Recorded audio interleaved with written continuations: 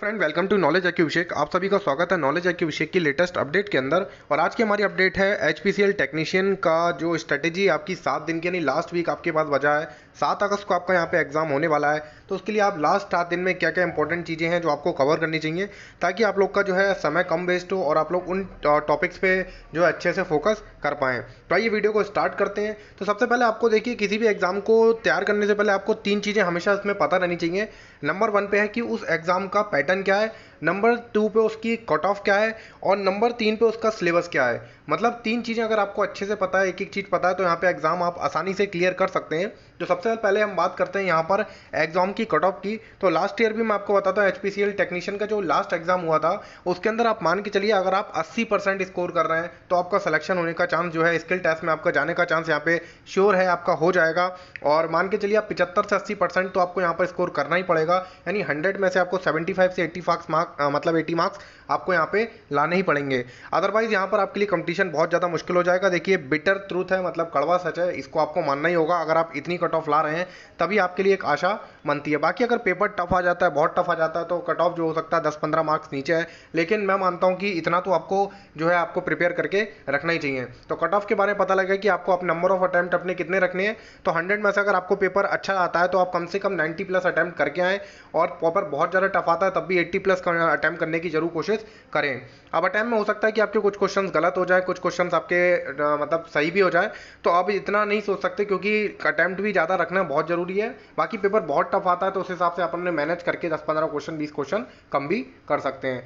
बाकी मैंने आपको एग्जाम पैटर्न के बारे में ऑलरेडी एक वीडियो बना दिया था, उसके अंदर काफ़ी सारे कैंडिडेट ने एग्जाम पैटर्न बताया था। तो इसमें 2 ही सेक्शन होते हैं, एक तो एप्टीट्यूड का सेक्शन होता है और दूसरा सेक्शन होता है आपका टेक्निकल का सेक्शन। एप्टीट्यूड के सेक्शन के अंदर आपका यहाँ पे देख सकते हैं, आपकी English, quantitative aptitude, analytical reasoning और जनरल नॉलेज, जनरल साइंस और एनवायरनमेंट के क्वेश्चंस यहाँ पे आपसे पूछे जाते हैं। और अगर बात करें आपका सेकंड पोर्शन की बात, तो आपका टेक्निकल डिसिप्लिन से होता है। इसके अंदर आपकी जो भी ब्रांच होती है, जैसे HPCL मेंटेनेंस टेक्नीशियन, तो मैकेनिकल और इलेक्ट्रिकल और जो भी आपकी ब्रांच है, या फिर आप लोग लैब एनालिस्ट है, या फिर आपका कोई भी ब्रांच है, तो उससे आपका टेक्निकल का पोर्शन पूछा जाएगा।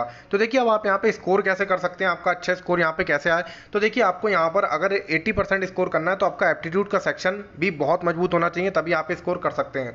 तो अगर हम बात करें इंग्लिश के सेक्शन की, तो इंग्लिश के अंदर आपका देखिए, अब मैं आपको बताता हूँ, एंटोनियम्स और सिनोनियम्स यहाँ पे पूछे जाते हैं। तो अगर आप एंटोनियम और सिनोनियम्स यहाँ पे अब आपके पास इतना समय नहीं है कि आप पूरी वोकैबलरी उठा के या वर्ड पावर मेडिजी उठा के या अभी कोई बुक उठा के उसे पढ़ेंगे और आपकी वोकैबलरी ठीक हो जाएगी। तो ये ऐसा पोर्शन है जिसमें आपको ज़्यादा दिमाग अब लगाना ही नहीं है, क्योंकि अगर ये आपको आते होंगे तो आते हैं, और नहीं आते होंगे तो ये आपसे छूट जाएंगे, और इनमें आपको तुक्का मारने की जरूरत नहीं है। क्योंकि इंग्लिश में सिनोनिम एंटोनिम ऐसे होते हैं जिनका कोई भी आप कह सकते हैं लेवल नहीं होता, वो कहीं से भी पूछे जा सकते हैं। अब आपसे क्वेश्चन जो है आप कहाँ से इंग्लिश में बना सकते हैं। देखिए, आप इंग्लिश में अगर डायरेक्ट, इनडायरेक्ट, प्रीपोजिशंस, इन सबसे क्वेश्चन आते हैं, तो अब इन सब के आपको थोड़ी थोड़ी छोटे छोटे पॉइंट्स होते हैं, जैसे प्रीपोजिशंस में कहाँ पे यूज करा जाता है, इन सब चीज़ों को थोड़ा प्रैक्टिस करें, 1-2 सेट हर चीज़ के लगा लें।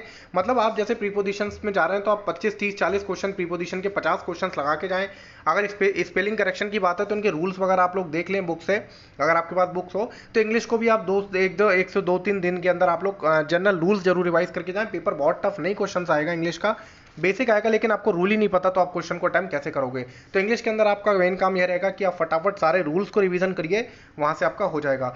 अब बात करते हैं यहाँ पे एप्टीट्यूड की। तो एप्टीट्यूड में आपका देखिए मैथ आएगी। तो मैथ में आपके जो है कुछ टॉपिक ऐसे हैं जो बहुत आसान होते हैं, जैसे कि जिन्होंने भी एप्टीट्यूड की अदर जनरल एग्जाम में प्रिपरेशन कर रखी हो, जैसे कि अभी उन्होंने NTPC का एग्जाम दिया हो, या SSC का एग्जाम दिया हो, या CHSL का, या MTS का, तो उनके लिए एप्टीट्यूड में कोई दिक्कत नहीं आने वाली है, क्योंकि एप्टीट्यूड उनके लिए आसान हो जाएगा।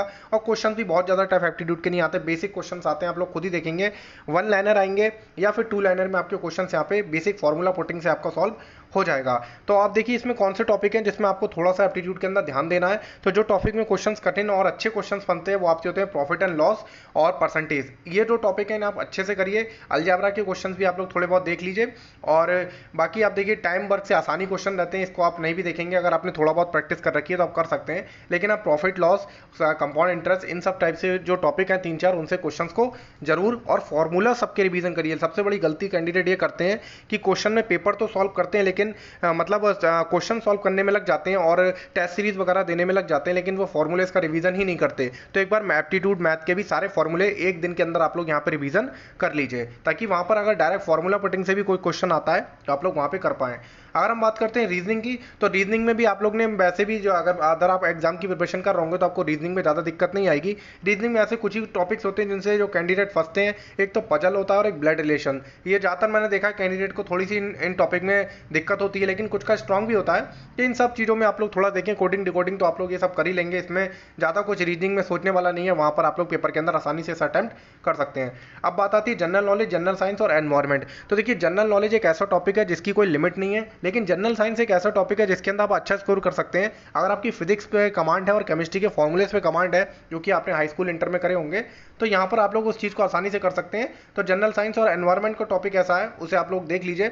और बाकी जनरल नॉलेज का मैं कहूँगा अब उस चीज़ को आप ना ही देखें तो ज़्यादा बेटर है, क्योंकि 7 दिन के अंदर जनरल नॉलेज कभी भी गेन नहीं होती। और मतलब समझिए जो 2 साल 3 साल से भी कर रहा है तो जरूरी नहीं है उसकी 10 में से 5 क्वेश्चन भी करेक्ट वो कर पाए। तो जनरल नॉलेज का कोई लेवल नहीं है, इसलिए उसमें आप ज़्यादा दिमाग लगाने की जरूरत नहीं है। तो मैंने बताया आपको केवल सबसे पहले इस टाइम पे क्या करना है, सारे फॉर्मूलेज और रूल्स को एक बार रिवाइज जरूर करके जाइए, क्योंकि डायरेक्ट अगर क्वेश्चन आपसे पूछा जाएगा वहाँ पे आपको रूल का पता होगा तो वहाँ पे आप आसानी से वो क्वेश्चंस को कर लेंगे और आपको वहाँ पर दिक्कत नहीं होगी। और ये कोशिश करिए कि आप लोग टाइमिंग अपना मेंटेन करके चलिए। टेस्ट सीरीज वगैरह आप लोग लगाइए और टाइमिंग आप मेंटेन करेंगे तो क्या हो रहेगा, आपका जो बचा हुआ टाइम होगा उसमें आपके जो छूटे हुए क्वेश्चन होंगे, जो मार्क फॉर रिव्यू करेंगे, वो क्वेश्चंस को भी आप आसानी से लगा लेंगे। फिर आपका क्या रहेगा, टाइम सेविंग होगी और नंबर ऑफ अटेम्प्ट बढ़ेंगे। बाकी पेपर अगर टफ आएगा तो सबके लिए टफ रहेगा, तो उसकी आप टेंशन बिल्कुल भी ना लीजिए। तो इस तरीके से आप नॉन टेक्निकल के पोर्शन में सबसे पहले जाइए और अपने फॉर्मूलेज, रूल्स और आपके जो भी जनरल साइंस के जो इंपॉर्टेंट केमिस्ट्री के जो इंपॉर्टेंट फॉर्मूलेज हैं उन्हें भी एक बार देख लीजिए। और साइंस में फिजिक्स से रिलेटेड जो इंपॉर्टेंट टॉपिक है, जैसे फ्रिक्शन हो गया और आपके वेलोसिटीज हो गया, इन सबसे क्वेश्चंस आ सकते हैं आपके। और तो इन सब चीज़ को आप देखिए, लाइट से भी क्वेश्चन बन सकता है, तो इन सबको आपको देखिए यहाँ पर दे रखा है। और करंट अफेयर्स की बात करूं तो देखिए करंट अफेयर्स के लिए अब इतना आपके पास टाइम तो है नहीं कि आप करंट अफेयर्स पढ़ें। मैं तो ये कहूँगा करंट अफेयर्स आप हमेशा पढ़ते रहिए, ताकि आज के एग्जाम में नहीं, कम से कम आने वाले 6 महीने साल भर के बाद वाला जो एग्जाम हो उसमें आप उस करंट अफेयर्स के अच्छे से अटेम्प्ट कर सकें। तो करंट अफेयर्स को आप स्पीडी की एक पब्लिकेशन में बता चुका हूँ, बहुत सारी बुक का रिव्यू कर चुका हूँ कौन सी बुक से आपको करंट अफेयर्स करना चाहिए। और तो इसमें आपको ज़्यादा ध्यान नहीं देना है अब, क्योंकि आपके पास समय कम है। अब जो ध्यान देने वाला टॉपिक है, सबसे बड़ा जो मेन टॉपिक है, वो आता है आपका टेक्निकल डिसिप्लिन, जो कि 50% आपका वेटेज रखेगा, जिसके अंदर आपको मान के चलिए 40% तो आपको स्कोर करना ही करना है। अगर आप अच्छा स्कोर करना चाहते हैं 35 से 40%, 45% तक स्कोर यहाँ पे आप कर सकते हैं, क्योंकि क्वेश्चन आप देखेंगे बेसिक बनेंगे। और क्वेश्चन अगर न्यूमेरिकल बेस भी होंगे तो आप खुद ही देखेंगे क्वेश्चन न्यूमेरिकल के डायरेक्ट फॉर्मूला पुटिंग होंगे। तो सबसे पहले जो भी टेक्निकल के कैंडिडेट हैं, जैसे कि इलेक्ट्रिकल के, मैकेनिकल के या कोई भी अदर ब्रांच के आते हैं, तो सबसे पहले वो भी क्या करें, टेक्निकल के सारे जो चैप्टर ऐसे हैं या जो सब्जेक्ट ऐसे जिनके अंदर फॉर्मूलेज हैं, तो उनका आप लोग फॉर्मूला का शॉर्ट रिवीजन करिए। उससे क्या रहेगा, आपका एक बेसिक कॉन्सेप्ट क्लियर हो जाएगी। फॉर्मूले से अगर डायरेक्ट क्वेश्चन आएगा तो आपका डायरेक्ट उसे करके आप लोग वहाँ पे स्कोर कर सकते हैं। बाकी आप लोग अब जो है ज़्यादा पढ़ने की कोशिश आप लोग बिल्कुल भी ना करें, क्योंकि 7 दिन का समय, इस समय क्या आप लोग अपने सारी चीज़ों को रिवीजन करिए। जो भी मैकेनिकल के कैंडिडेट हैं या इलेक्ट्रिकल के कैंडिडेट हैं, उनके जो इंपॉर्टेंट सब्जेक्ट है उनके अगर उन्होंने नोट्स बना रखे हैं तो नोट्स से रिवीजन करिए।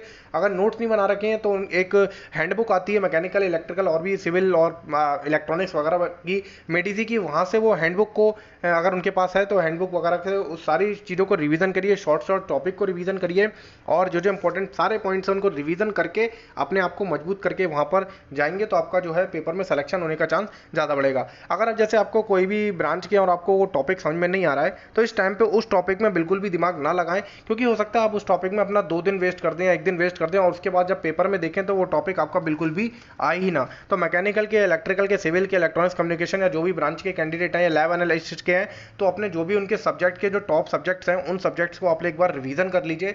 रिवीजन करने के बाद जब आप लोगों को 2 से 3 दिन के अंदर आप आसानी से सारे सब्जेक्ट का रिवीजन कर सकते हैं। 5-5, 6-6 घंटे उन सब्जेक्ट को आपको पढ़ना पड़ेगा, और पेपर से पहले तो आपको 8 से 12 घंटे तो पढ़ना ही चाहिए, मेरा मानना है, क्योंकि समय आपके पास बहुत कम है। तो इसलिए आप सब सब्जेक्ट्स का रिवीजन करिए, फॉर्मूलेज का रिवीजन करिए, और आप वो जनरल एप्टीट्यूड का रिवीजन करिए और जो जो सारे टॉपिक्स हैं उन सबका आप लोग रिवीजन धीरे धीरे करते रहिए। बाकी टेस्ट सीरीज लगाइए और कुछ क्वेश्चंस को आप लोग अच्छे से अटेम्प्ट करने की कोशिश करिए। प्रीवियस ईयर पेपर को आप लोग लगाइए। चैनल पे नॉलेज IQ भी में मैंने प्रोवाइड भी करती हैं, सिलेबस वगैरह सारा चीज़ आपको ऑलरेडी प्रोवाइड कर चुका हूँ। बाकी फिर देखिए, अब भगवान पे छोड़ दीजिए, जो भी है भगवान पे छोड़ दीजिए। आप पूरी मेहनत करके जाइए और मेहनत करके जाएंगे, अगर पेपर अच्छा होगा तो आपका सिलेक्शन भी जरूर होगा। और जो दिल लगा के और पूरे दिल से मेहनत करके जाएंगे और जो बिल्कुल अपना 100% देके जाएंगे, तो आप ही में से कई सारे कैंडिडेट आप लोग देखेंगे उसमें सेलेक्ट हो जाएंगे। तो आप टेंशन बिल्कुल भी ना लीजिए, बस अपनी मेहनत करिए, 8 से 12 घंटे लगा के जान लगा दीजिए, उसके बाद आपका यहाँ पे सिलेक्शन जरूर हो जाएगा। सब चीज़ का रिवीजन करिए। आशा करता हूँ आप लोग को वीडियो पसंद आई। अगर वीडियो पसंद है वीडियो को लाइक कीजिए। बाकी आप लोग अपना तैयारी फुल रखिए और मैं आपको सभी के लिए गुड लक कहता हूँ और आगे इसी तरीके की आप लोग के लिए एग्जाम के लिए टिप्स वगैरह देते रहूँगा। बाकी आप लोग मेहनत करती रहिए। फिर मिलेंगे एक नेक्स्ट वीडियो के साथ, तब तक के लिए थैंक यू सो मच।